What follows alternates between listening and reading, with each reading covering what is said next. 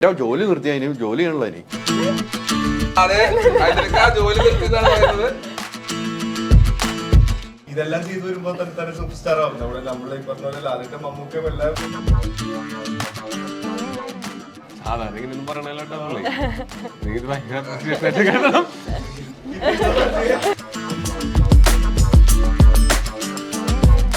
ഞാൻ ചോദിച്ചിട്ടില്ല, നിങ്ങൾ ചെയ്യൂലെന്നുള്ളത് എന്റെ നന്നായിട്ട് നാട്ടുകാർക്കറിയാം. അതുകൊണ്ട് പിന്നെ പറഞ്ഞു ബോധ്യപ്പെടുത്തേണ്ട ആവശ്യമില്ല.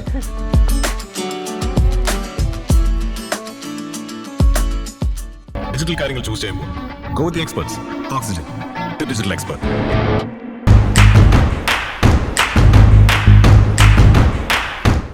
നമസ്കാരം. പുത്തൻ സിനിമയുടെ വിശേഷങ്ങൾ പങ്കുവയ്ക്കാൻ 4 അതിഥികൾ, 4 പേർക്കും സ്വാഗതം. നമസ്കാരം. സൂപ്പർ സ്റ്റാർ എന്ന് വിളിക്കുന്നത് എനിക്കിഷ്ടമാണ്, എന്നാൽ എനിക്ക് പേടിയാണ്. അതാണിപ്പം വൈറലായിട്ട് നിൽക്കുന്നത് കേട്ടോ. ഞാനത് പറഞ്ഞതെന്ന് വെച്ചാൽ സൂപ്പർ സ്റ്റാർ എന്ന് വിളിക്കുന്നതിന്റെ ഡെഫിനേഷൻ എന്താണെന്ന് എനിക്ക് ഇപ്പോഴും കൃത്യമായിട്ട് അറിയില്ല. എന്ത് അച്ചീവ്മെന്റ് ഉണ്ടായാലാണ് സൂപ്പർ സ്റ്റാർ എന്ന് വിളിക്കുന്നതെന്ന് അറിയില്ല. അപ്പൊ ഞാൻ വിചാരിക്കുന്നില്ല ഞാൻ അങ്ങനെ ഒരു വിളിക്ക് തൽക്കാലം അർഹനാണെന്ന്. പിന്നെ അത് മാത്രമല്ല, അതല്ല ആസ് ആൻ ആക്ടർ അത് ചില സമയത്ത് ഒരു ബാധ്യതയായേക്കാം.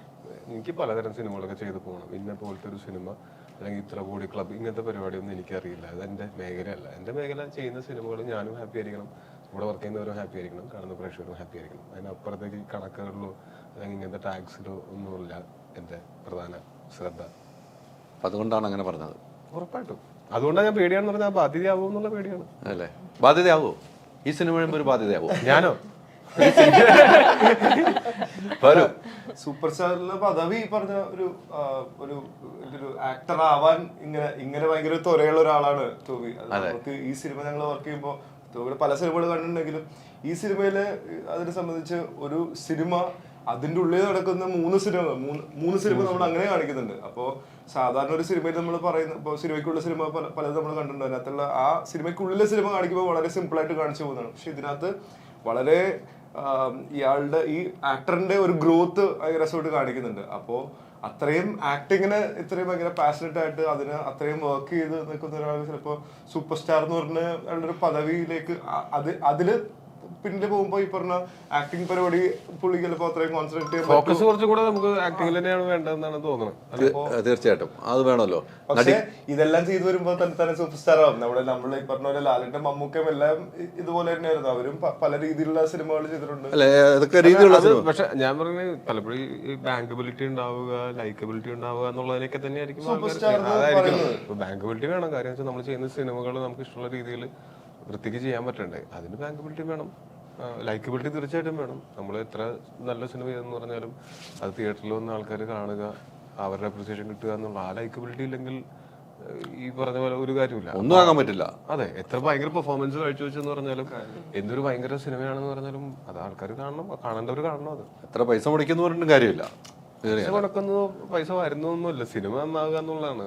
അല്ലാണ്ട് എനിക്ക് തുടക്കത്തിൽ പറഞ്ഞല്ലേ, നമുക്ക് എത്ര കോടി അടിച്ചു എന്നുള്ളതല്ല, സിനിമ നന്നാകണം. എത്ര കോടി അടിച്ചു എന്നുള്ളതൊക്കെ പ്രൊഡ്യൂസർമാരായിട്ടാണ് നമ്മളെ നോക്കണം. നമുക്ക് സിനിമ നന്നാണ്. പ്രൊഡ്യൂസർമാരെ ഇരിപ്പുണ്ട്, പ്രൊഡ്യൂസർമാരെ അവർക്കാണ് അതിനകത്ത് ആ കണക്കുകളൊക്കെ നോക്കുന്നത്. നമുക്ക് സിനിമ നന്നാണ്. നമ്മൾ നന്നാക്കിയാലുള്ളൂ അവർക്ക് പൈസ കിട്ടുള്ളൂ.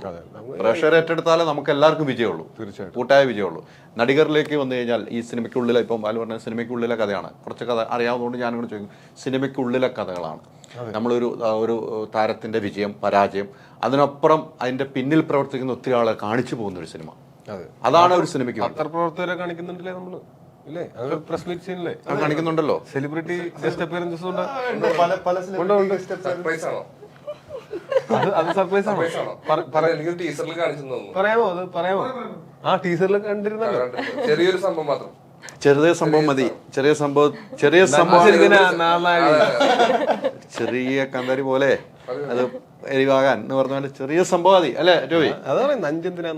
പിന്നെ അത് തന്നെ, അത് ഞാൻ ശ്രദ്ധിച്ചില്ലായിരുന്നു അതിന്റെ ഇടയ്ക്ക്. അത് തന്നെ. എന്തായാലും ഞാൻ ഈ പറഞ്ഞ പോലെ നമുക്ക് ആ സിനിമയ്ക്കുള്ളിലെ എല്ലാം കാണാൻ പറ്റുന്നു. നേരത്തെ ഇപ്പം ബാലു പറഞ്ഞ സിനിമയ്ക്കുള്ളിലെ കഥകൾ ഒത്തിരി വന്നിട്ടുണ്ട്, ഒത്തിരി സിനിമകൾ. അതിൽ നിന്നും വെറൈറ്റി ആയിട്ട് ഇപ്പൊ പ്രേക്ഷകരെ ഏറ്റെടുക്കുമെന്ന് തോന്നിയ ഒരു കഥാപാത്രമാണ് ടോബി. ഈ കഥ കേട്ടപ്പോൾ തന്നെ അങ്ങനെ തോന്നിയെന്ന് പറഞ്ഞു. എന്താണ് അങ്ങനെ തോന്നുന്ന ഒരു കഥയിലേക്ക് പോയത്?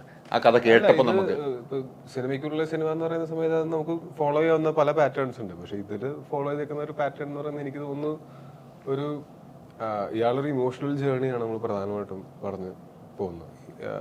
തുടക്കത്തിൽ ഇയാൾക്ക് എല്ലാം ഉണ്ട്, പക്ഷെ സാറ്റിസ്ഫൈഡ് അല്ല പുള്ളി.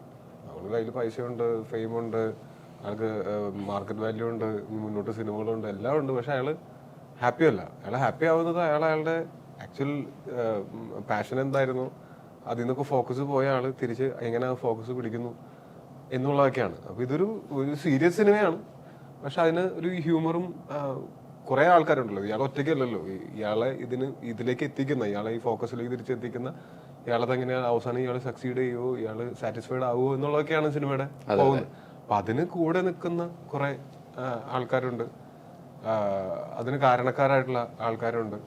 അങ്ങനെ പോകുന്ന സമയത്ത് ഇതിനകത്ത് എല്ലാ ഇമോഷൻസും, ഫാമിലി ഇമോഷനും, ഫ്രണ്ട്ഷിപ്പും, അല്ലെങ്കിൽ പ്രണയവും തുടങ്ങിയിട്ടുള്ള കുറെ ഇമോഷൻസ്, പല ആൾക്കാരുടെ തമ്മിലുള്ള ഈക്വേഷൻസ് ഒക്കെ പറഞ്ഞു പോകുന്നുണ്ട്.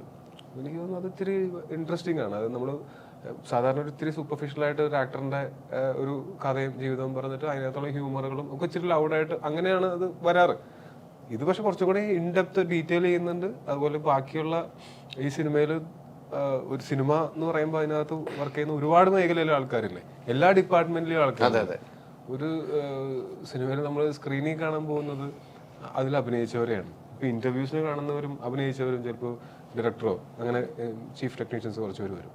ഇതൊന്നും അല്ലാതെ 100 പേരോ 100 കണക്കിന് പേരുണ്ടാവും ചിലപ്പോൾ ഒരു സിനിമയിൽ വർക്ക് ചെയ്യുന്ന. അവരെയൊക്കെ നമ്മൾ ഇതിൽ ഒന്ന് കാണിച്ചു പോയിട്ടുണ്ട്. ഇപ്പൊ അസിസ്റ്റന്റ് ഡയറക്ടേഴ്സ് ഉണ്ടാവും, കോസ്റ്റ്യൂമിൽ വർക്ക് ചെയ്യുന്നവർ, എക്സ്ട്രാസ് ആയിട്ട് വർക്ക് ചെയ്യുന്നവർ, അങ്ങനെ തുടങ്ങി മേക്കപ്പ് ഡിപ്പാർട്ട്മെന്റ് എല്ലാത്തിനും. അപ്പം നമ്മൾ ഈ മേഖലയിൽ വർക്ക് ചെയ്യുന്നതുകൊണ്ട് നമുക്കിതൊക്കെ ഭയങ്കര പരിചിതമാണ്. പക്ഷെ ഏതെങ്കിലും സിനിമകളിൽ അങ്ങനെ ഭയങ്കരമായിട്ട് ഇത് ഡീറ്റെയിൽ ആയിട്ട് ഇത്രയും കാണിച്ചിട്ടുണ്ടോ എന്ന് എനിക്ക് അറിയില്ല. അതെ, ഇത്രയും ഡീറ്റെയിൽസ് ആയിട്ടുണ്ട്. ചില ആളുകൾ ഒന്ന് പറഞ്ഞു പോകുന്നുണ്ടോ, അങ്ങനെ സിനിമകൾ പറഞ്ഞു പോയ സിനിമകളുണ്ട്. പക്ഷേ ഷൂട്ടിംഗ് പ്രോസസ്സ് കാണിക്കുമ്പോൾ അത് എന്റർടൈനിങ് ആയിട്ട് കാണിക്കുകയും വേണം. അത് ഷൂട്ടിംഗ് പ്രോസസ്സ് ഇപ്പൊ ഒരു ഷൂട്ടെങ്കിലും വീടിനടുത്ത് നടന്ന സമയത്ത് കാണാൻ പോയി നിന്നിട്ടുള്ളവർക്ക് അറിയാം. അതങ്ങനെ കാണാനായിട്ട് ഭയങ്കര ഇൻട്രസ്റ്റിംഗ് ആയിട്ടുള്ള ഒരു സംഭവമല്ല. അതിന് ഇൻട്രസ്റ്റിംഗ് ആക്കുക എന്ന് പറയുമ്പോൾ അതിന്റെ ആവശ്യമുള്ളത് മാത്രമേ നമുക്ക് കാണിക്കാൻ പാടുള്ളൂ. ഒരു സിനിമ കഥ പറയുകയും വേണം. അതായത് നമ്മൾ സിനിമയ്ക്കുള്ളിലെ സിനിമയുടെ കഥ പറയുന്നതിന്റെ കൂട്ടത്തിൽ അതിന്റെ ഷൂട്ടിംഗ് നടക്കുന്ന സമയത്ത് നമ്മളെ മെയിൻ സിനിമയുടെ കഥയും കൂടെ അതിനുള്ളിൽ കൂടെ പോകുന്നുണ്ട് ആ ഷൂട്ടിങ്ങിന്റെ ഇടയിൽ കൂടെ. ഈ പ്രേക്ഷകർക്ക് ഒരു സിനിമയ്ക്കുള്ളിൽ എന്തൊക്കെ കഷ്ടപ്പാടുകളുണ്ട്, എന്തൊക്കെ രസകരമായ മുഹൂർത്തം ഉണ്ടെന്ന് നമ്മൾ ഈ സിനിമയിലൂടെ കാണിക്കുന്നുണ്ട്. ഞാൻ ഒരു ടാഗ്ലൈൻ റെഡിയാക്കി വെച്ചിട്ടുണ്ട്, എല്ലാ ഇന്റർവ്യൂലും പറയണത്. ഗതികെട്ട ഒരു സൂപ്പർ സ്റ്റാറിന്റെ കരളിലിരിക്കുന്ന കഥനകഥ ഹാസ്യത്തിന്റെ മേമ്പൊടിയിൽ പറഞ്ഞിരിക്കുന്നതാണ് നടികർ. മനസ്സിലായ സ്പീഡ് കൂടിയോന്ന് എനിക്ക് സംശയമുണ്ട്. ഈ ടാഗ്ലൈൻ അല്ല ഞാനവിടെ വെച്ചാൽ ബാലുവിന്റെ അടുത്ത് ചോദിച്ചാൽ അത് ഗംഭീര ഇത് കൊടുത്തോ, ഇവർക്ക് കൊടുത്തോ, പൈസ മേടിച്ചോ? ടാഗ്ലൈൻ കൊടുത്തു. ടാഗ്ലൈൻ്റെ ഇല്ല, ബില്ല് കൊടുക്കണല്ലോ. അല്ല, എന്തായാലും ടോബി നല്ലൊരു സിനിമയാണ്. സിനിമകൾ നല്ല വിജയിക്കുന്ന കാലം, അതാണ് ഏറ്റവും സന്തോഷം. ഡിസംബർ തൊട്ടങ്ങ് സിനിമകൾ വിജയിക്കുന്ന കാലം എന്നല്ല, സിനിമകൾ നല്ലതായതുകൊണ്ടാണോ വിജയിക്കുന്നത്? അല്ല, അതിലേക്ക് പോകുന്നു. ഇപ്പം എല്ലാം നല്ല സിനിമകളാവുന്നു. പ്രേക്ഷകർ ശരിക്കും ഒരു സിനിമയെ തിരിച്ചറിയാൻ തുടങ്ങി, ഏതാണ് നല്ല സിനിമ. പ്രേക്ഷകർ അത്രമാത്രം അതിന്റെ അപ്പുറത്തേക്ക് ഒരു കാര്യമുണ്ട് കേട്ടോ, ആൾക്കാർക്ക് തിയേറ്ററിൽ വന്ന് സിനിമകൾ കാണുമ്പോൾ നല്ല സിനിമകളും കൂടെ ആവുന്ന സമയത്ത് വീണ്ടും വീണ്ടും തിയേറ്ററിൽ വരാനും സിനിമ കാണാനും ഒരു പ്രചോദനമാവും. തീർച്ചയായിട്ടും നമുക്ക് നല്ല എക്സ്പീരിയൻസ് ആണ് അവർക്ക് ഒരു സിനിമ കണ്ടിട്ട് കിട്ടുന്നുണ്ടെങ്കിൽ അത് തീർച്ചയായിട്ടും അങ്ങനെ ഒരു അർത്ഥത്തിൽ ശരിയാണ്. അതെ അതെ, മൊത്തം ഒരു കളർഫുൾ ആണ് സിനിമ. നമ്മൾ ഡ്രസ്സുകൾ കണ്ടാലും മൊത്തം കളർഫുള്ളാണ്. അതാണ് എനിക്ക് കൂടുതലും പോസ്റ്ററൊക്കെ നോക്കുമ്പോൾ എല്ലാം കളർഫുള്ളാണ്. ആ ജീൻ്റെ ഒരു അങ്ങനെയാണോ? ജീൻ അങ്ങനെയാണോ? ജീൻ പൊതുവെ അത്യാവശ്യം ഫാഷൻ സെൻസ് ഒക്കെ ഉള്ള ആളാണ്, കളേഴ്സ് ഇഷ്ടപ്പെടുന്ന ആളാണ്. എനിക്ക് അതും തോന്നിയിട്ടുണ്ട്. എല്ലാ ദിവസവും ഇട്ടുകൊണ്ട് ഇപ്പൊ കളേഴ്സിൽ, പക്ഷെ അത് കളേഴ്സ് ഇട്ടിട്ട് അത് നമ്മൾ ചില ആൾക്കാരുടെ അതിലൊരു വൃത്തിയിട്ടാവില്ല. ജീൻ അത് കറക്റ്റായിട്ട് ക്യാരിയും ചെയ്യുന്ന ആളാണ്. അതുകൊണ്ട് എനിക്ക് ആ ഒരു സെൻസ് ഉള്ള ആളാണ് ജീൻ എന്ന് തോന്നിയിട്ടുണ്ട്. അതിന്റെ ആയിരിക്കും, അതിന്റെയും പിന്നെ ഇത് ഇങ്ങനെ ഒരു കഥ പറയാനല്ലേ ഒരാളുടെ ഒരു സെലിബ്രിറ്റി ലൈഫിൽ അയാൾക്ക് സ്വാഭാവികമായിട്ടും അയാൾക്ക് ഇങ്ങനത്തെ വേഷങ്ങളൊക്കെ ഇടേണ്ടി വരും. കുറച്ച് സ്വല്പം ഓവറായാലും അങ്ങനെ ചിലപ്പോൾ ഇടേണ്ടി വരുന്നുണ്ടാവും. പക്ഷെ അതല്ലാണ്ട് ഓരോ ക്യാരക്ടേഴ്സിനും കൊടുത്തിട്ടുണ്ട്. ഇപ്പൊ ഓരോ ക്യാരക്ടറിനും ഓരോ ഡ്രസ്സിങ് പാറ്റേൺ കൊടുത്തിട്ടുണ്ട്. ഇപ്പൊ സുരേഷ് ഏട്ടന്റെ കോസ്റ്റ്യൂംസ് എന്ന് പറയുന്നത് അത് ആ സിനിമയിൽ പുള്ളിക്ക് മാത്രമേ ഉള്ളൂ അങ്ങനത്തെ കോസ്റ്റ്യൂംസ്. ഞാൻ ചെയ്യുന്ന എന്റെ കോസ്റ്റ്യൂംസും ഇവന്റെ കോസ്റ്റ്യൂംസും ചിലപ്പോൾ സിമിലർ ആയിരിക്കും. ഞങ്ങൾ ചിലപ്പോൾ സിമിലർ കോസ്റ്റ്യൂംസ് ഒക്കെ ഉണ്ട്. സൗബിക്കയുടെ വേറെ തന്നെ ഒരു കോസ്റ്റ്യൂം ഡിസൈൻ ആണ് പിടിച്ചേക്കുന്നത്. അതുപോലെ ഓരോരുത്തർക്കും അങ്ങനെ സ്പെസിഫിക് ആയിട്ട് അവരുടെ ക്യാരക്ടറിനെ ഐഡന്റിഫൈ ചെയ്യുന്ന രീതിയിൽ കോസ്റ്റ്യൂംസും കളേഴ്സും ഒക്കെ ഉണ്ട്, എല്ലാം പിടിച്ചിട്ടുണ്ട്. ഈ സിനിമയിലേക്ക് എങ്ങനെയാണ് എത്തിപ്പെടുന്നത്? ഈ സിനിമയിലേക്ക് എനിക്ക് ക്യാരക്ടർ എൻ്റെ അടുത്ത് പറഞ്ഞ അനൂപ് എൻ്റെ പ്രൊഡ്യൂസർ എനിക്ക് നറേറ്റ് ചെയ്തപ്പോൾ എൻ്റെ ഈ ക്യാരക്ടർ മാത്രം നറേറ്റ് ചെയ്തു. ഒരു സിനിമ ഇങ്ങനെ ജനറലായിട്ട് പറഞ്ഞു ടോവിയുടെ ക്യാരക്ടർ. പിന്നെ എൻ്റെ ക്യാരക്ടർ പറഞ്ഞപ്പോൾ എനിക്ക് ഭയങ്കര എന്താ പറയുക, എനിക്ക് ഓർമ്മയുണ്ട്, എനിക്ക് നമ്മൾ ഷൂട്ടിംഗ് ലൊക്കേഷൻ കാശ്മീരിൽ പോയപ്പോൾ എനിക്ക് ഡയലോഗ്സ് കൈ തന്നപ്പോൾ ഈ കരച്ചിൽ നിനക്ക് നിർത്താൻ പറ്റുന്നുണ്ടായിരുന്നില്ല. That is very emotional. എനിക്കൊരു ഭയങ്കര ഇമോഷണൽ കണക്ട് ഉണ്ടായിരുന്നു ആ ക്യാരക്ടറായിട്ട്. അതുകൊണ്ടാണ് ഞാൻ ഈ ക്യാരക്ടർ ചെയ്യാമെന്ന് തന്നെ വിചാരിച്ചത്. ലൈക്ക് ഓക്കെ, കേട്ടപ്പോൾ തന്നെ ഭയങ്കര ഇമോഷണലായിട്ട് തോന്നി. ഗംഭീരമായിട്ട് ചെയ്തിട്ടുണ്ടെന്ന് പ്രേക്ഷകർ തീരുമാനിക്കട്ടെ അല്ലെ? നമ്മളെ കണ്ണുനീര്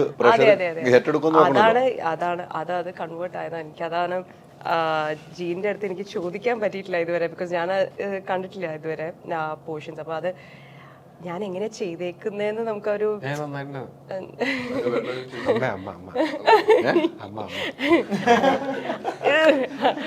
എന്റെ അമ്മയായിട്ടും എന്റെ അനിയത്തിയായിട്ടും എന്റെ ഭാര്യയായിട്ടും ഇനി അടുത്ത് ഞാൻ എന്തെങ്കിലും മോളായിട്ട് അഭിനയിപ്പിക്കാം.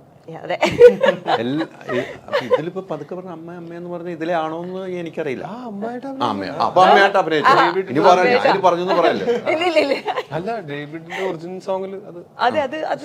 സോങ്ങില് അത്തരം വലിയൊരു കഥാപാത്രമാണ് ഏൽപ്പിച്ചിരിക്കുന്നത് ടോവിയുടെ അമ്മയായിട്ട്. ചന്തു അച്ഛനും കുട്ടിക്കാലത്തെ അമ്മ ചന്തു പോയി.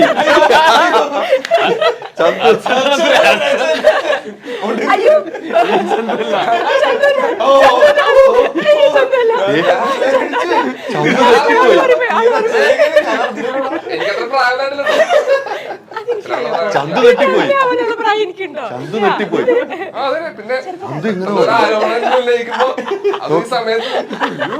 അത് എന്റെ അടുത്ത് തന്നെ ചന്തു അച്ഛൻ. അല്ല ആ ചന്തു അല്ല, മറ്റേ ചന്തു. മറ്റേ ചന്തു അല്ലേ? ചന്തു വന്ന് മറ്റൊരു ചന്തു. ഇത് നമ്മള് ഒറിജിനൽ ക്യാരക്ടർ ചന്തു വേറെയാണ്. അതാണ് കുട്ടിക്കാലത്ത് അച്ഛനും അമ്മയും വലുതാണെന്ന് പറഞ്ഞിരിക്കുന്നത്. എന്തായാലും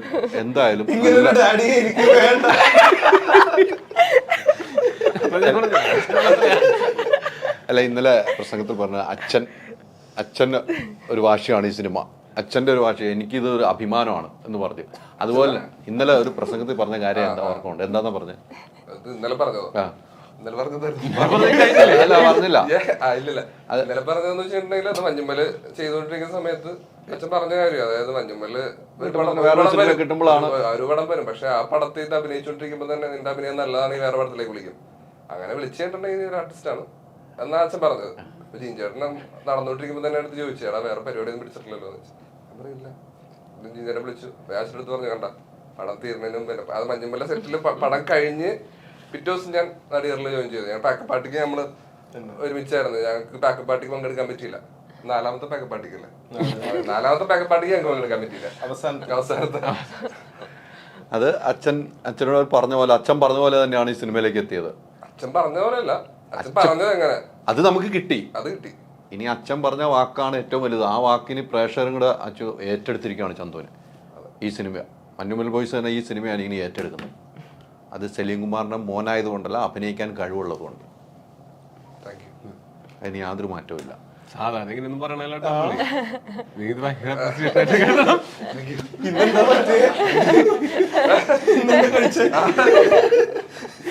ബാലു അത് വേണ്ട.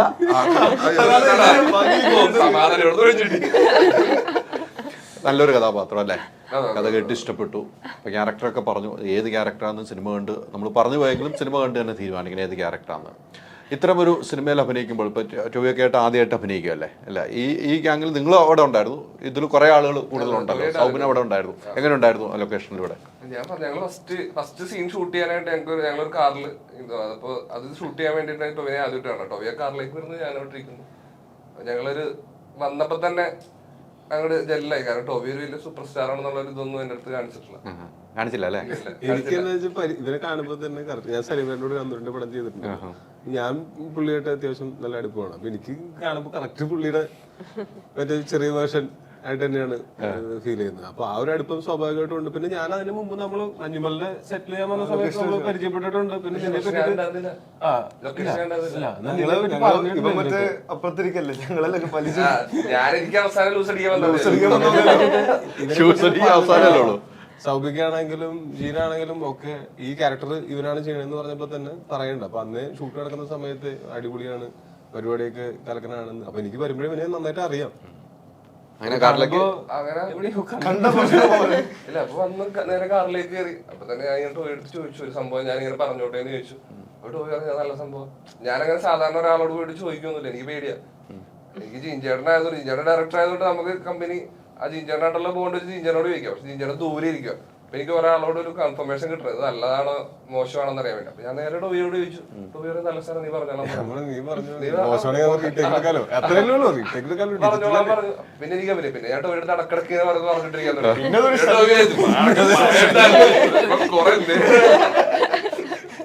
അങ്ങനെ പെട്ടെന്ന് തന്നെ ഞങ്ങള് ഭയങ്കരമായിട്ട് രവി വെറുപ്പൊന്നും പറയില്ല.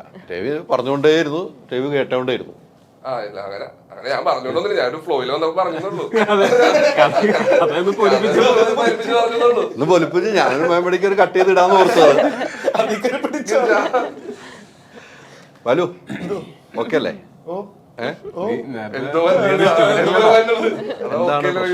എന്തെങ്കിലും പ്രശ്നമുണ്ടോ ബാലുവിനോ? എന്തോ അറിഞ്ഞു വെച്ചിട്ട് ഇന്നലെ ട്രെയിലർ കണ്ട് ഇന്നലത്തെ ഗംഭീരമായിട്ട് കൊടുത്തു. 1 മില്യൺ അടുത്ത് എത്തിയെന്ന് തോന്നുന്നു. ഇപ്പൊ എത്തിക്കാണ് ഞാൻ വരുമ്പോ എത്തിയിട്ടുണ്ടാവും. 1 മില്യൺ കഴിഞ്ഞു. അത് എത്ര സമയം കൊണ്ടാണെന്ന് നോക്കാം. ചില സിനിമയ്ക്ക് കിട്ടുന്ന ഭാഗ്യമാണ്. അതിനകത്ത് ടോയ് പറയുമ്പോൾ ബാലുവിന്റെ ഒരു ചിരിയുണ്ട്. ടോവിനെ കളിയാക്കിക്കൊണ്ടൊരു ചിരിയുണ്ട്, ആക്ടറെ കളിയാക്കിക്കൊണ്ടൊരു ചിരി, സൂപ്പർ സ്റ്റാറിനെ കളിയാക്കിക്കൊണ്ട്. പല സിനിമ കാണുന്ന സമയത്ത് ഇതിനകത്തുള്ള പല പ്രശ്നങ്ങളും തുടങ്ങുന്നു, അല്ലെങ്കിൽ അതിലൊരു കോമഡി സംഭവിക്കാൻ പോകുന്നു എന്നുള്ളതൊക്കെ അതിനൊക്കെ ക്യൂ സിഗ്നൽസ് ഇവന്റെ മുഖത്ത് നിന്നാണ് വരുന്നത്. ഇവന്റെ റിയാക്ഷൻ ചേഞ്ച് ചെയ്യുന്നതാണ് എല്ലാ സീനിന്റെയും പ്രധാനപ്പെട്ട കാര്യങ്ങളൊക്കെ. എനിക്ക് ഏറ്റവും ഇഷ്ടപ്പെട്ട പരിപാടി ഈ എന്റെ ക്യാരക്ടറും സുരേഷിന്റെ ക്യാരക്ടേഴ്സും അവർക്കാണ് ഈ സൂപ്പർ സ്റ്റാർ ഡേവിഡ് പടിക്കൽ എന്നുള്ള ഒരാളിനെ ശരിക്കും ഇപ്പൊ നമ്മൾക്കും പല വലിയ സ്റ്റാർസിനെയും അങ്ങനെ ഒരുപാട് ആൾക്കാർ ആരാധിക്കുന്ന ഒരാൾക്കാരെ നമുക്കറിയാം. പക്ഷെ ഇവരുടെ ഉള്ളിലുള്ള പരിപാടി നമ്മൾക്ക് അതിന് കാണാനുള്ള കുറച്ച് ഭാഗ്യങ്ങളും കിട്ടിയിട്ടുണ്ട്. അപ്പൊ ഇവര് റിയൽ ലൈഫിൽ എന്താണ് ചിലപ്പോ പുറത്തെ ആൾക്കാരുടെ മുമ്പിൽ നിൽക്കുമ്പോൾ ഉള്ള പരിപാടി ഒരിക്കലും ആയിരിക്കില്ലല്ലോ അവര് സുഹൃത്തുക്കളുടെ കൂടെയോ അല്ലെങ്കിൽ അവരുടെ ഫാമിലിയുടെ കൂടെ നിൽക്കുമ്പോൾ ഉണ്ടാവണേ. അപ്പോ അങ്ങനെ ഒരു ആളായിട്ടാണ് ഇതിനകത്ത് അഭിനയിക്കുന്നത്. അപ്പൊ ആ ഒരു റിലേഷൻഷിപ്പും പുറത്തുള്ള ആൾക്കാർ ആ ഒരു പരിപാടി ഭയങ്കര ഇൻട്രസ്റ്റിംഗ് ആയിരുന്നു. അപ്പൊ ആ സാധനമാണ് എന്റെ ക്യാരക്ടർ ചെയ്യാൻ എനിക്ക് ഭയങ്കര ഒരു പ്രചോദനമായിട്ട് ഭയങ്കര ഇൻട്രസ്റ്റിംഗ് ആയിട്ട് എനിക്ക് നിൽക്കാൻ പറ്റിയ ദിവസമാണ്. നിങ്ങൾ ഇതിനു മുമ്പ് സിനിമകൾ ചെയ്തിട്ടുള്ളതാണ്. പിന്നെ നിങ്ങൾ കുറെ സിനിമകൾ ചെയ്തിട്ടുള്ളത്. ഈ സിനിമയിലേക്ക് എത്തിക്കഴിയുമ്പോൾ ഇപ്പം എനിക്ക് തോന്നുന്നു നിങ്ങളിപ്പോ കുറെ നാളെ ഒരുമിച്ച് ചെയ്തിട്ട് കുറെ ആളായി തോന്നുന്നു. അതെ, കുറെ ആയി. നമ്മള് ഫോണിൽ കൂടെയാണ് കൂടുതലും സംസാരം. എപ്പോഴും എന്തെങ്കിലും കാര്യം ഉണ്ടെങ്കിൽ അങ്ങോട്ട് വിളിയും സംസാരവും ഒക്കെ ഉണ്ട്. ഒരു ദിവസം വിളിച്ചപ്പോഴാണ് നമ്മള് കണ്ടിട്ട് കൊറോണക്ക് മുമ്പ് നമ്മളന്ന് മറ്റേ റോഡിൽ വെച്ച് കണ്ടാണ്. അന്ന് ലുക്കും മീയും ഒക്കെ ഉണ്ടായിരുന്നില്ല. മറ്റേ കോട്ടയ്ക്കല് ഷൂട്ടില് വയനാട് നിന്ന് വരുന്ന വഴിക്ക് കാറിൽ വരുന്ന വഴിക്ക് വർഷങ്ങൾക്ക് ശേഷം പിന്നെ അത് കഴിഞ്ഞിട്ട് ഞങ്ങൾ കണ്ടിട്ടേ ഇല്ല. നമ്മള് കുറെ കാലം കഴിഞ്ഞ് ഫോൺ ചെയ്തിട്ടാണ് നമ്മള് ഫോൺ ചെയ്യാൻ നടക്കുന്നുണ്ട്. അപ്പോഴാണ് സംസാരത്തില് വർഷങ്ങളായിട്ട് നമ്മള് കണ്ടിട്ട് എന്തെങ്കിലും ഒരുമിച്ച് കാണണം, അല്ലെങ്കിൽ ഇത് ഒരുപാടായി. പക്ഷെ ദിവസം അയച്ച് ഒരു കുറെ കാലം അടുപ്പിച്ച് കാണാൻ പറ്റി. 199 ദിവസം അടുപ്പിച്ച് കാണാൻ പറ്റിയില്ലേ അല്ലേ? ഇത് ഇപ്പോഴും കണ്ടോണ്ടിരിക്കുവല്ലേ? ആ കാഴ്ചകളാണ് എപ്പോഴും നല്ല. ഇടയ്ക്ക് മാറിയിരിക്കുന്നതല്ല, അല്ലെങ്കിൽ ഒരു സ്നേഹത്തിന് ഇച്ചിരി കുറവ് വരും. ജോലി പറയട്ടല്ല, ജോലി കുരിഞ്ഞിരുന്നത്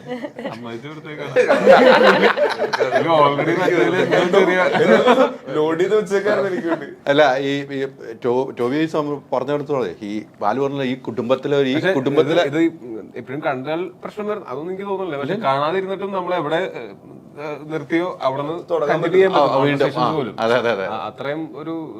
അത്രയും കംഫർട്ടബിൾ ആണ് ഞങ്ങൾ നമ്മൾ സംസാരിക്കുന്ന സമയത്ത് പോലും.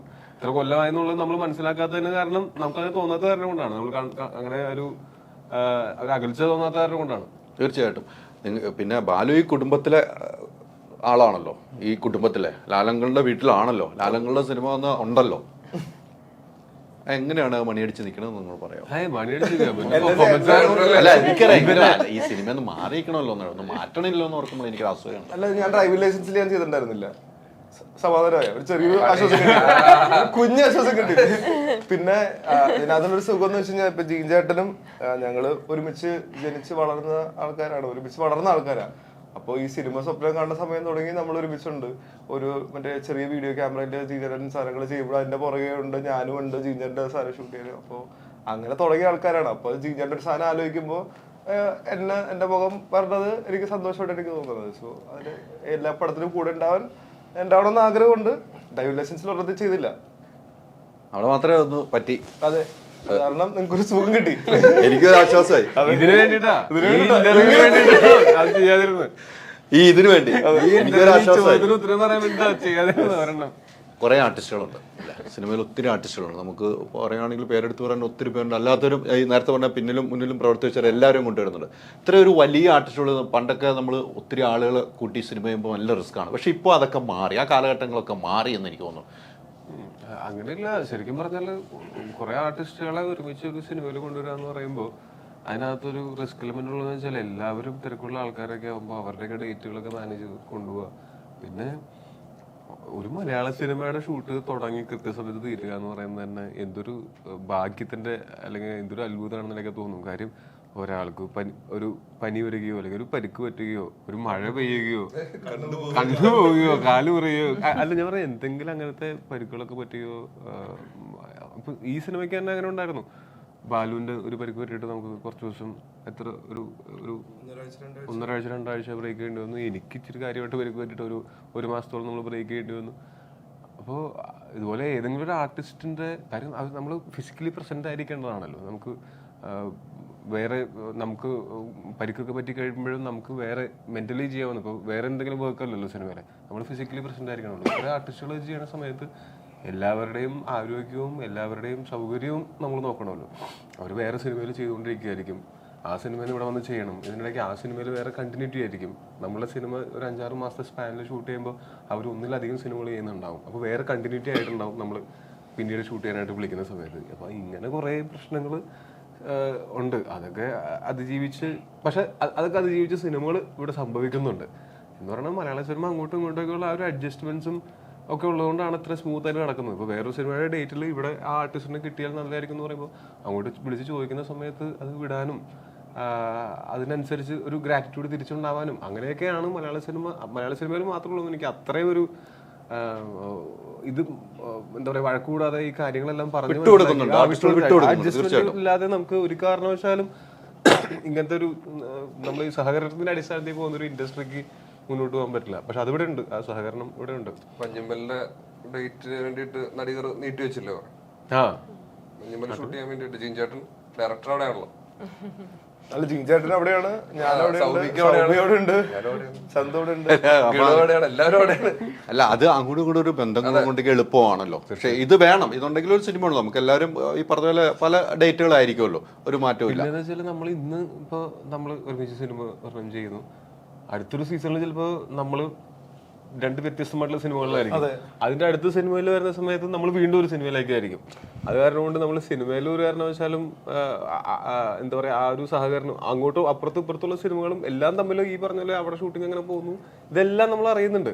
ഇപ്പൊ ഞാൻ തൃശ്ശൂർ അവിടെ ഷൂട്ട് ചെയ്യുമ്പോൾ തന്നെ തൃശ്ശൂർ വേറെ 2 പടത്തിന്റെയും കൂടെ ഷൂട്ട് കിടപ്പുണ്ട്. അവിടെ പ്രാവൻകൂട് ഷാപ്പിന്റെയും ഒക്കെ ഷൂട്ട് കിടപ്പുണ്ട്. അപ്പൊ അവിടെ ഞാൻ ലൊക്കേഷനിൽ പോകും, അവര് നമ്മുടെ അടുത്ത് വരും. ഇങ്ങനെ ഒരു സഹകരണ അടിസ്ഥാനത്തിൽ പോകുന്ന ഒരു ഇൻഡസ്ട്രിയാണിത്. തീർച്ചയായിട്ടും സലീംകുമാറിന്റെ കൂടെയൊക്കെ അഭിനയിച്ചാണ്, വീണ്ടും സലീംകുമാറിന്റെ മോന്റെ കൂടെയാണ് അഭിനയിക്കുന്നത്. തെളിയിച്ചിരിക്കുന്നു നല്ലൊരു ആക്ടറാണെന്ന് സിനിമയിലൂടെ തെളിയിച്ച വ്യക്തി തന്നെയാണ്. നമ്മളിപ്പോ ഉള്ളത് പറയുന്നത് തന്നെയാണ്, നല്ല ആക്ടറാണ്. നിങ്ങൾ തമ്മിൽ അഭിനയിച്ചതിനൊപ്പം എന്താണ് ഒരു ഉപദേശം അങ്ങനെ എന്തെങ്കിലും കൊടുത്തിരുന്നു? നമ്മളൊരു ജൂനിയർ എന്നുള്ള രീതിക്ക് അങ്ങനെ എന്തെങ്കിലും സംസാരിക്കേണ്ട വന്നിട്ടുണ്ടോ? അങ്ങനെയൊന്നുമില്ല. ഞാൻ ഉപദേശമല്ല ശരിക്കും പറഞ്ഞാൽ നന്നായിട്ട് ചെയ്യുന്നവരെ അപ്രീഷിയേറ്റ് ചെയ്യാന്നുള്ളതാണ്. വെറുതെ ചെന്ന് ഞാൻ ഒരു ഉപദേശം തരാം എടാ നന്നായിട്ടുണ്ട് എന്ന് പറയാന്നുള്ളതാണ്. അതാണ് നമുക്ക് ചെയ്യാവുന്നത്. അവൻ ആക്ച്വലി നല്ല രസമായിട്ട് ചെയ്യുന്നുണ്ട്. അതായത് അവന്റെ ഹ്യൂമർ ടൈമിങ്ങും അതിന്റെ പ്രസന്റേഷനും ഒക്കെ ഭയങ്കര രസമുണ്ട്. പക്ഷെ അവന് എനിക്ക് തോന്നുന്നു ഭയങ്കര ഇന്റൻസ് ആയിട്ടുള്ള ഇമോഷണൽ ക്യാരക്ടേഴ്സും ഇവന് ഈസിലി പുൾ ഓഫ് ചെയ്യാൻ പറ്റും. ഈസിലി എന്ന് എനിക്കറിയില്ല, അത് അവൻ തന്നെ എഫേർട്ട് എടുത്തിട്ട് ചെയ്ത് കഴിഞ്ഞാൽ ഭയങ്കര രസമായിട്ട് പുൾ ഓഫ് ചെയ്യാൻ പറ്റും. കാര്യം അവന് ഒരു എന്നാൽ ഈസിലി പുൾ ഓഫ് ചെയ്യാൻ പറ്റും. കാര്യം അതല്ല, അത് ഞാൻ പറയാന്ന് വെച്ചാല് ഇവന്റെ കണ്ണില് ഉണ്ട് ഒരു സാഡ്നെസ് ഉണ്ട്. ആ സാഡ്നെസ് ഉള്ള കാരണം കൊണ്ട് ഇവന് ഇമോഷണൽ സാധനങ്ങൾ വൃത്തിക്ക് ചെയ്യാൻ പറ്റും. അതേസമയം തന്നെ ഈ സാഡ്നെസ് വെച്ചിട്ട് ഹ്യൂമർ പറയുമ്പോൾ നമുക്ക് ഇരട്ടി ചിരി വരും. നമ്മള് ഒരു തമാശ പറയുമ്പോൾ നമ്മൾ തന്നെ ചിരിച്ചുകൊണ്ട് തമാശ പറയുന്നതിനേക്കാൾ പറയുന്ന ആള് ചിരിക്കാതെ പറഞ്ഞു കഴിഞ്ഞാൽ കേൾക്കുന്ന ആൾക്ക് ചിരിക്കാൻ കൂടുതൽ ഇൻട്രസ്റ്റ് ഉണ്ടാവും. അപ്പൊ അത് ഭയങ്കര നല്ല ഫീച്ചേഴ്സാണ് അങ്ങനത്തെ രീതിയിൽ നോക്കുന്നത്. അല്ല, സലീം കുമാർ ചെയ്തു വെച്ചാൽ കഥാപാത്രങ്ങൾ നമ്മളെ കരയിപ്പിക്കുന്ന കഥാപാത്രങ്ങൾ, അയ്യോ ചിരിപ്പിക്കുകയും ചെയ്യുന്ന കഥാപാത്രങ്ങൾ ചെയ്തിട്ടുണ്ട്. ഞാൻ ചെയ്തിട്ടുള്ള ആൻഡ് ഓസ്കർ ഗോസ്റ്റ് എന്നുള്ള സിനിമയിൽ പുള്ളിയുടെ അങ്ങനെ ഒരു ഹ്യൂമർ ക്യാരക്ടർ ആയിരുന്നില്ല, കുറച്ച് ഇമോഷണൽ ക്യാരക്ടറായിരുന്നു. ഞങ്ങൾക്ക് കുറച്ച് കോമ്പറ്റീഷൻ സീൻസും ഉണ്ടായിരുന്നു. അപ്പോൾ ഭയങ്കര രസമായിരുന്നു പുള്ളിയുടെ ഒരു വർക്ക് ചെയ്യാനായിട്ട്. അപ്പോൾ ഷൂട്ടിൻ്റെ അല്ലാത്ത സമയത്തും ഞാൻ വെറുതെ ഞങ്ങൾ കുറേ കോമൺ ഇൻട്രസ്റ്റുകളുണ്ട്. അതായത് മീൻ കൃഷി അങ്ങനെ തുടങ്ങിയിട്ടുള്ള അങ്ങനത്തെ പരിപാടികളൊക്കെ ആണ് കൂടുതലും സംസാരിച്ചുകൊണ്ടിരിക്കുക. അങ്ങനത്തെ പുള്ളി താറാവ് മറ്റേ ഹാച്ചറി ഉണ്ടായിരുന്നു. എനിക്കതൊക്കെ ഭയങ്കര ഇൻട്രസ്റ്റ് ഉള്ള വിഷയങ്ങളൊക്കെ കേൾക്കാനാണെങ്കിലും ഓക്കെ. അപ്പോൾ അങ്ങനെ എനിക്ക് നല്ല അടുപ്പമുള്ള ഒരാളാണ്. ഇപ്പോൾ ഏറ്റവും റീസെന്റ് ആയിട്ട് തല്ലുമാലയിൽ ഒരുമിച്ച് അഭിനയിച്ചാണ്. തല്ലുമാലയിൽ ഒരുമിച്ച് അഭിനയിച്ച. എന്തുകൊണ്ട് വൈകിയെന്ന് തോന്നിയോ? വൈകിയത് എന്താണ്? സിനിമയിലേക്കുള്ള അല്ല, സിനിമയിലേക്കുള്ള വരവേ നമ്മള് നല്ല നല്ല വേഷങ്ങളുമായിട്ട് വരാൻ വൈകിയെന്ന് അച്ഛന്റെ ഭാഗത്തുനിന്ന് സപ്പോർട്ട് അങ്ങനെ എന്തെങ്കിലും ഉണ്ടായോ? അച്ഛൻ ഒരു സിനിമയ്ക്ക് ഏറ്റവും വലിയ സപ്പോർട്ട് തീർച്ചയായിട്ടും അതുണ്ടല്ലോ, അതുണ്ട്. സപ്പോർട്ട് മതിയല്ലോ നമുക്ക്. സിനിമയിലേക്കുള്ള ഒരു എൻട്രിക്ക് ഒരു സഹായം എന്ന് പറയുന്നത്, സിനിമയിലേക്കുള്ള എൻട്രിക്ക് സഹായം അച്ഛന്റെ ഒരു ലുക്ക് കുറച്ച് തന്നിട്ടുണ്ടല്ലോ എനിക്ക്. വരാനായിട്ട് അച്ഛനെ പോലെ ഇരിക്കും എന്ന് പറയുമ്പോൾ നേരെ കൊണ്ട് വെച്ചിട്ടുണ്ടെങ്കിൽ എളുപ്പമായിരിക്കും ആൾക്കാർക്ക് മനസ്സിലാവാനോ അതിനൊക്കെ. അതാണ് ഏറ്റവും വലിയ ഹെൽപ്പ്. എന്റെ അനിയന് കൊടുത്തില്ല, എനിക്ക് പകരം വീടും അതവരെ എഴുതി വാങ്ങിച്ചു. കൊടുത്തുള്ളൂ. ഞാൻ ഇത് തമാശയായിട്ട് പോണെങ്കിലും ഞാൻ ചോദിച്ച അച്ഛൻ ഒരു റെക്കമെൻഡേഷൻ, ഇപ്പൊ എന്റെ മോനാണ് ഒരു സിനിമയിലേക്ക് അങ്ങനെയൊക്കെ ഒരു കത്തൊക്കെ എഴുതി അങ്ങനെ എന്തെങ്കിലുമൊക്കെ ഒരു റെക്കമെൻഡേഷൻ ചെയ്തിട്ടുണ്ടോ എന്നാണ്. ശനിചേട്ടൻ അങ്ങനെ പറയുന്ന ഒരു വ്യക്തി അല്ല, ഉറപ്പാണ്. അങ്ങനെ എന്തെങ്കിലും പറയണ്ടോ, അല്ല അച്ഛൻ ഒന്ന് നമുക്കൊന്ന് റെക്കമെൻഡ് ചെയ്യണം, അങ്ങനെ എന്തെങ്കിലും ചോദിച്ചിട്ടുണ്ടോ? ഞാൻ ചോദിച്ചിട്ടില്ല. അച്ഛൻ അങ്ങനെ ചെയ്യൂല എന്നുള്ളത് എന്നേക്കാൾ നന്നായിട്ട് നാട്ടുകാർക്കറിയാം. അതുകൊണ്ട് പിന്നെ പറഞ്ഞു ബോധ്യപ്പെടുത്തേണ്ട ആവശ്യമില്ല. ഞാൻ ചോദിച്ചിട്ടില്ല അച്ഛൻ്റെ അടുത്ത്. എന്നെ സൗബിക്കയും ഗണുവൊക്കെ വിളിച്ചതാ മഞ്ഞുമ്മലിലേക്ക്. അതിനു മുമ്പ് ഞാൻ ഫസ്റ്റ് അഭിനയിച്ച പടം എന്ന് പറഞ്ഞാൽ റാഫി മെക്കാട്ടിൻ ആ പടമാണ്. എനിക്കത് ജീൻ ചേട്ടനാന്നാണ് എന്നെ റെക്കമെൻഡ് ചെയ്തത് അന്ന്. ലവൻ സിംഗപ്പൂർ. അത് ഞാൻ അവിടെ ചെന്നപ്പോ ലൊക്കേഷൻ ചെന്നപ്പോ എന്നെ കണ്ടിട്ട് അച്ഛന്റെ ചെറുപ്പം ചെയ്യാൻ ഒരാളെ വേണം. അപ്പൊ ഞാൻ നിൽക്കുന്നുണ്ടല്ലോ, അതൊക്കെ കൊണ്ട് വെച്ചാൽ പറഞ്ഞിട്ട് അങ്ങനെ രണ്ടാമത്തെ സിനിമ മാലിക്കിലേക്ക് വരുന്നത് വെച്ചിട്ടുണ്ടെങ്കിൽ മാലിക്കിന്റെ ഓഡീഷൻ നടക്കണ്ടായിരുന്നു. ഞാൻ എന്റെ ചേട്ടനുണ്ട് കുവൈറ്റിലുള്ള, പുള്ളി എനിക്ക് ഇത് അയച്ചു തന്നു, സലീം കുമാറിന്റെ ചെറുപ്പം ചെയ്യാൻ ഒരാളെ വേണമെന്ന് പറഞ്ഞിട്ട്. അങ്ങനെ ഞാൻ മറ്റേ ഓഡീഷൻ ഞാൻ അയച്ചു കൊടുത്തു, മെയിൽ അയച്ചു, ഫോട്ടോ ഒക്കെ വെച്ചിട്ട് മെയിൽ അയച്ചു. അങ്ങനെ അവരൊരു 5 പേരെ സെലക്ട് ചെയ്ത് 5 പേരിൽ ഞാനുണ്ടായിരുന്നു. 5 പേര് ഞാൻ എന്നെ വേറെ പിൻവാതിൽ നിയമനം വഴി എന്നെ വേറെ വിളിച്ചവര് എന്നെ വിളിച്ചിട്ട് ഇങ്ങനെ സലീം കുമാറിന്റെ റോള് ചെയ്യാനായിട്ട് ഒരാള് വേണം, അപ്പൊ വരാൻ പറ്റുമെന്ന് ചോദിച്ചു. മഹേശ്വരന് കാണണമെന്ന് പറഞ്ഞു. അങ്ങനെ ഞാൻ അവിടെ ചെന്നപ്പോ മറ്റേ സ്ഥലത്ത് എന്നെ സെലക്ട് ചെയ്ത് വെച്ചിട്ടുണ്ടായിരുന്നു ഓൾറെഡി. ഞാൻ തന്നെയാണ് പിന്നെ ഇപ്പുറത്തെ വഴി ചെല്ലുന്നത്. അവിടെ ചെന്നിട്ട് ഞാൻ മഹേഷിനടുത്ത് പറഞ്ഞു വേറെ പയ്യനും കൂടി ഉണ്ട്, അവരെ നമ്മള് വെച്ചിട്ടുണ്ട്. മഹേഷേട്ടൻ വിളിച്ചിട്ട് ചെയ്യാന്ന് പറഞ്ഞു. അങ്ങനെ ചെയ്തു. മാലിക്കാണ് ഗണുവിന് ശ്രീരാഗട നമ്മുടെ അസോസിയേറ്റ് മഞ്ഞന്മല്ല പുള്ളി കാണിച്ചു കൊടുക്കുന്നത്. ഇതാണ് പയ്യൻ എന്ന് പറയുന്നത്. ഗണുവിനെ എന്നെ പറ്റി ഞാനൊരാളെ എക്സിസ്റ്റ് ചെയ്യുന്നുള്ള കാര്യം പോലും ഗണുവിന് അറിഞ്ഞൂടായിരുന്നു. അങ്ങനെ അത് കാണിച്ചു കൊടുത്തിട്ടാണ് എന്നെ മഞ്ഞുമല്ലേക്ക് വിളിക്കുന്നത്. അങ്ങനെ മഞ്ഞുമല്ലേക്ക് വരുന്നത്. അവിടുന്ന് ഇവിടം വരെ എത്തി അല്ലേ? ഇനി തുടർന്നുള്ള യാത്ര നല്ല വഴിവെട്ടി അങ്ങ് പോട്ടെ.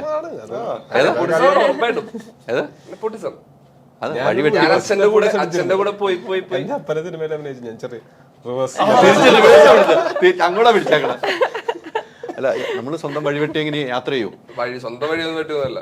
അച്ഛൻ വഴിവെട്ടി പോകുമ്പോ അതിന്റെ കൂടെ പോയി അവിടെ സൈഡിലുള്ള ആൾക്കാരൊക്കെ പരിചയപ്പെട്ട് അങ്ങനെയാണ്. സൗബിക്ക് ഞാൻ പരിചയപ്പെടുന്നത് അച്ഛൻ മ്യാവ് എന്ന് പറഞ്ഞ പടത്തിന്റെ ഷൂട്ട്, ഞാൻ മണ്ടം പ്രേമ പടത്തിന്റെ ഷൂട്ട്, അങ്ങനെയാണ് സൗബിക്കൊക്കെ എന്നെ അറിയാവുന്നത്. അപ്പൊ അച്ഛന്റെ മകനല്ലായിരുന്നു സൗബിക്ക് ഒരു പക്ഷെ എന്നെ അറിയില്ലായിരിക്കും. ഇപ്പൊ അത് അങ്ങനെയാണല്ലോ, അച്ഛന്റെ ആ വഴി തന്നെ വന്നത്. തീർച്ചയായിട്ടും എല്ലാം നല്ലതിന് തന്നെയാണ്. എന്ത് സംശയിക്കണം? ചോദ്യം എന്താണെന്ന് ഞാൻ ആയിട്ടില്ല, മറ്റുള്ള എനിക്ക് പറയാൻ പറയേണ്ടതെല്ലാം പറഞ്ഞു ബാലു, കിട്ടേണ്ടതെല്ലാം എനിക്ക് കിട്ടി. അതിലൊരു എങ്ങനെ വരുമെന്ന് ഇല്ല ഇത് അത് കുഴപ്പമില്ല. എടാ ഇതില് ഇപ്പൊ തന്നെ പുള്ളി മറ്റേ 10 സെക്കൻഡിന്റെ കട്ട് പുള്ളി മനസ്സിൽ പോയിട്ടുണ്ടാവില്ല.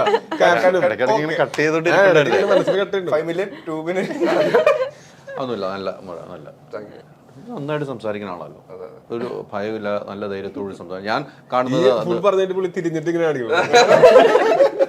ഇത് മൊത്തം ട്രോൾ എനിക്കത് അങ്ങോട്ടല്ലല്ലോ, ഇത് എപ്പോഴും ഉള്ള രോഗി എപ്പോ ഇരുന്നാളും നമുക്കുള്ളതാണ്, നമുക്ക് തരുന്നതാണ്. സ്നേഹം കൊണ്ടല്ലേ ഇത്. അതുകൊണ്ടാ മറ്റുള്ളവർക്ക് മനസ്സിലായിട്ട് സ്നേഹം കൊണ്ടാണ്.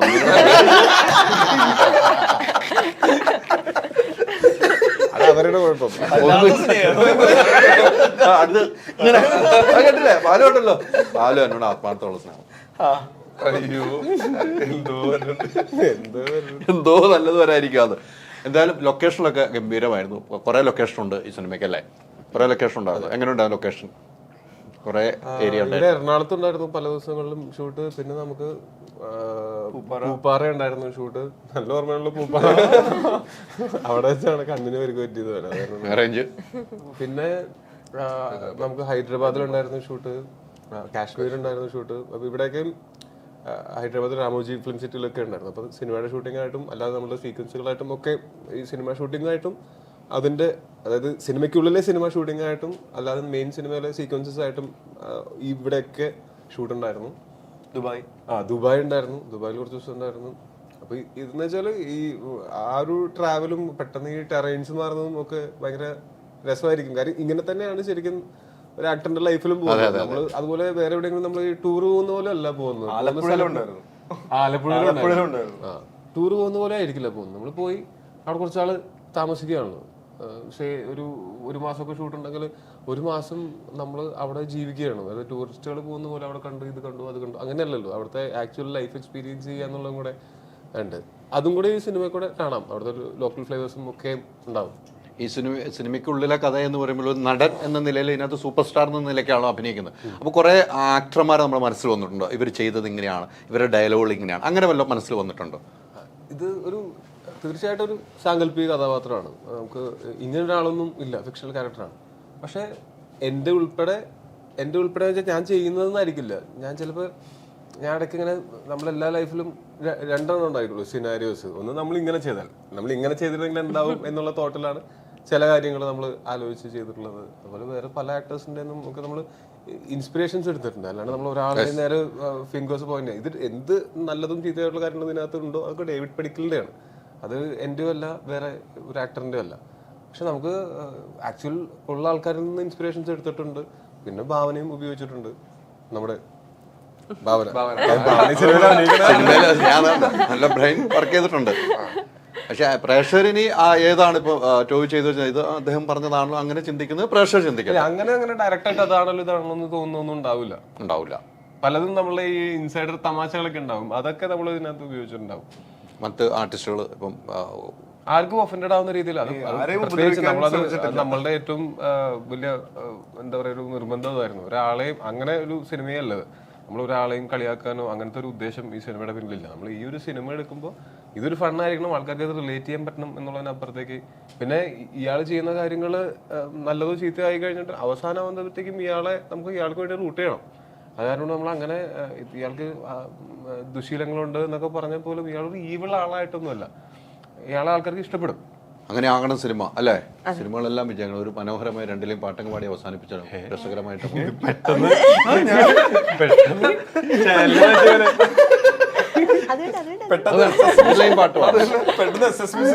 പാട്ട് ഹിന്ദി പാട്ടായിക്കോട്ടെ. മലയാളം എന്നും പഠിച്ചു വെച്ച ഒരു പാട്ട് മാത്രമേ ഉള്ളൂ എനിക്കറിയാവുന്നത്. അതുകൊണ്ട് ഹിന്ദി ആയിക്കോട്ടെ. അല്ല പാടാം, ലൊക്കേഷൻ പാടിയിട്ടുള്ളൂ അല്ലേ? പിന്നെ ഇന്ന് ഞാൻ എന്റെ ജോലി നിർത്തിയാ ഇനി ജോലി ചെയ്യണല്ലോ. ഇനി പണി നിർത്തി പാട്ട് പാടില്ല എന്ന് നിങ്ങൾക്ക് അറിയില്ല അല്ലേ? പാട്ട് പാടുന്ന കാര്യം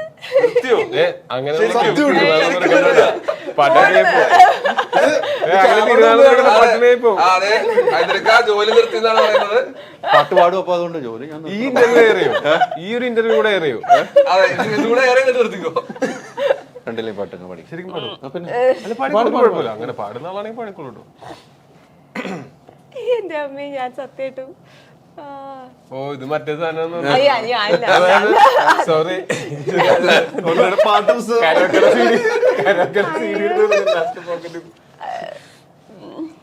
അങ്ങനെ പറയുമ്പോ പെട്ടെന്ന് ഒരു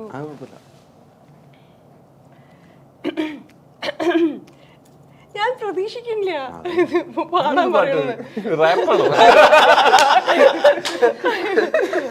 അയ്യോ കയ്യും കാലൊക്കെ വിറയ്ക്കുന്നു മനുഷ്യനെ ഇങ്ങനെ ടെൻഷൻ എടുപ്പിക്കാനായിട്ട്. പല ക്വസ്റ്റ്യൻസ് ചോദിച്ചു എന്നെ പാട്ട് പാടിക്കും. അല്ല പാടിക്കോ, കുഴപ്പമില്ല. അങ്ങനെ പാടുന്ന ആളാണെങ്കിൽ പാടിക്കും, ഇല്ലെങ്കിൽ പുള്ളി ജോലി നിർത്തും. ഞാൻ ജോലി നിർത്തുമ്പോ പാട്ട് വേണോ?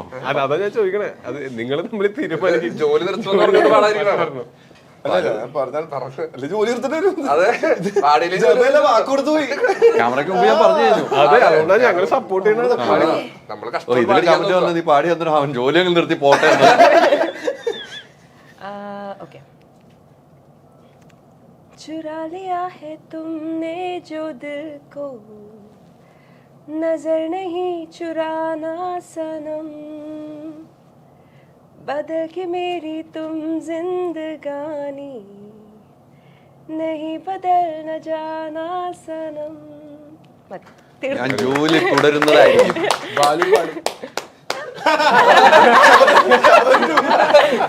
ഞാൻ പാടും. നിങ്ങൾ ആര് പാടിയാലും ജോലി തുടരും. പാടി ഞാൻ ജോലി തുടരും. വേണമെങ്കിൽ ടോമി വരെ പാടും അല്ലേ? ഞാൻ സിനിമയിൽ മാത്രം പാടും. അല്ല ടാലന്റ് അങ്ങനെ ഞാൻ വെറുതെ സച്ചിൻ ടെണ്ടുൽക്കറിന്റെ പാടത്ത് കെട്ടിട്ട് ഞാൻ വരും. ഇല്ല അങ്ങനെ സ്റ്റേഡിയം. എന്തായാലും സിനിമ സൂപ്പർ ഹിറ്റ് ആകട്ടെ. എലക്ഷൻ ചെയ്ത ഒരു മാസത്തെ കാത്തിരിപ്പാണ്. ആ വിജയം കാത്തിരിക്കുന്ന പോലെ ഈ വിജയം 3-ാം തീയതി തന്നെ ഉണ്ടാകട്ടെ ഈ സിനിമയ്ക്ക്. ഒത്തിരി സന്തോഷം 4 പേരോടും. സിനിമ തിയേറ്ററിൽ തന്നെ കാണേണ്ട സിനിമ, തിയേറ്റർ എക്സ്പീരിയൻസ് ആണ്. മറന്നുപോലെ 3-ാം തീയതി ആദ്യ ഷോയ്ക്ക് തന്നെ പോവുക, സിനിമ കാണുക. നല്ല അഭിപ്രായങ്ങളുണ്ടെങ്കിൽ നല്ലതാണെങ്കിൽ നല്ലതാണെന്ന് നിങ്ങൾക്ക് ഇഷ്ടപ്പെട്ടില്ല ഇവരെ വിളിച്ച് സംസാരിക്കുക, അല്ലാതെ ഫേസ്ബുക്കിൽ ഒളിഞ്ഞിരുന്ന് എഴുതരുത്. Thank you very much. Digital കാര്യങ്ങൾ ചൂസ് ചെയ്യുമ്പോൾ go with the experts. Oxygen, digital expert.